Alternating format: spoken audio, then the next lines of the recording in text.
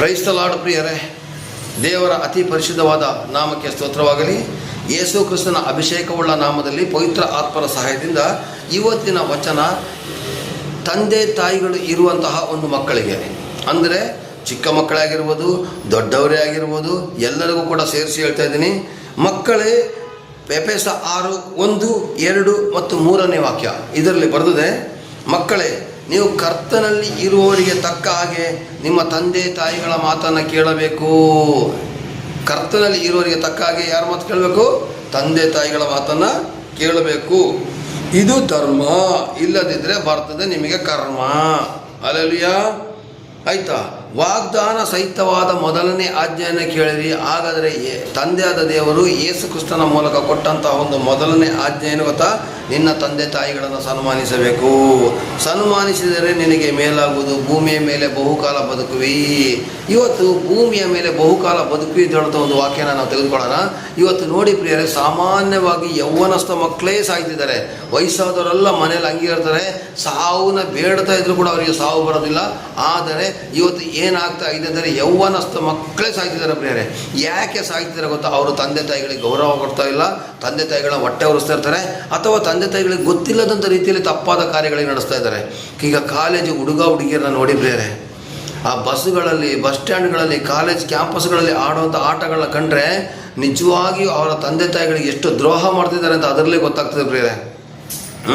ಇವತ್ತು ಲವ್ವು, ವ್ಯಭಿಚಾರದ ಕಾರ್ಯಗಳು, ಆ ಒಂದು ಕೆಟ್ಟ ಕೆಟ್ಟ ಕಾರ್ಯಗಳಿಂದ ಇವತ್ತು ಏನಾಗ್ತದೆ ಗೊತ್ತಾ? ಅವರ ಜೀವಿತವನ್ನು ಅವರು ಕಳೆದುಕೊಳ್ಳೋದಲ್ಲದೆ ಕೊನೆಗೆ ಆತ್ಮಹತ್ಯೆ ಮಾಡ್ಕೊಬಿಟ್ಟು ತಂದೆ ತಾಯಿಗಳನ್ನ ಹೊಟ್ಟೆ ಉರಿಸ್ತಾರೆ ಪ್ರಿಯರೇ.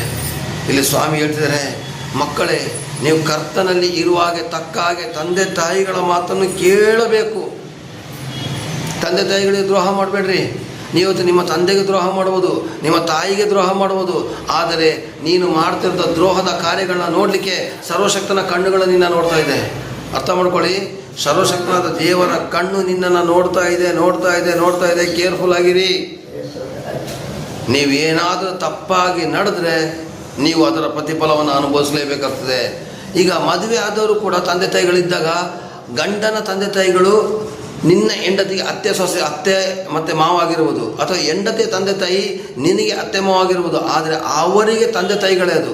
ಅವ್ರನ್ನೂ ಕೂಡ ಕಡೆಗಾಣಿಸಬಾರ್ದು. ವಯಸ್ಸಾಗಿದೆ, ನಾನು ಇಂಜಿನಿಯರ್ ಆಗಿದ್ದೀನಿ, ನಾನು ಡಾಕ್ಟರ್ ಆಗಿದ್ದೀನಿ, ನಮ್ಮ ಅಪ್ಪ ಅಮ್ಮ ಏನು ತಗೊಂಡು ಹೇಳಬೇಡಿ. ಅವರು ನಿಮಗೋಸ್ಕರ ಮಾಡಿರ್ತಕ್ಕಂಥ ತ್ಯಾಗವನ್ನು ಯೋಚನೆ ಮಾಡಿ ಪ್ರಿಯರೇ. ಇವತ್ತು ಏನಾಗ್ತಿದೆ ಗೊತ್ತಾ? ಚಿಕ್ಕ ಮಕ್ಕಳಾಗಿದ್ದಾಗ ತಂದೆ ತಾಯಿಗಳು ಬೇಕು ಅಂತ ಮಕ್ಕಳು ಇರ್ತಾರೆ. ದೊಡ್ಡವರಾದ್ಮೇಲೆ ತಂದೆ ತಾಯಿಗಳು ಬೇಡ, ಸಾಕು ಅಂತ ತಳ್ಳುವಂಥ ಪರಿಸ್ಥಿತಿ ಬರ್ತಾ ಇದೆ ಪ್ರಿಯರೇ. ಬೇಡ ಇದು ಬೇಡ. ಆದಷ್ಟು ಅವರು ಸಾಯುವಲ್ಲಿವರೆಗೂ, ಅವರ ವೃದ್ಧಾಪ್ಯದ ಸಮಯದಲ್ಲಿ, ಅವರ ವಯಸ್ಸಾದ ಸಮಯದಲ್ಲಿ ಅವರ ಕಣ್ಣಿನಲ್ಲಿ ನೀರು ಹಾಕಿಸ್ಬೇಡಿ. ಹೆಂಡತಿ ತಂದೆ ತಾಯಿಗಳನ್ನು ಗಂಡ ಗೌರವಿಸಬೇಕು, ಗಂಡನ ತಂದೆ ತಾಯಿಗಳನ್ನು ಹೆಂಡತಿ ಗೌರವಿಸಬೇಕು. ಇವತ್ತು ಏನು ಗೊತ್ತಾ?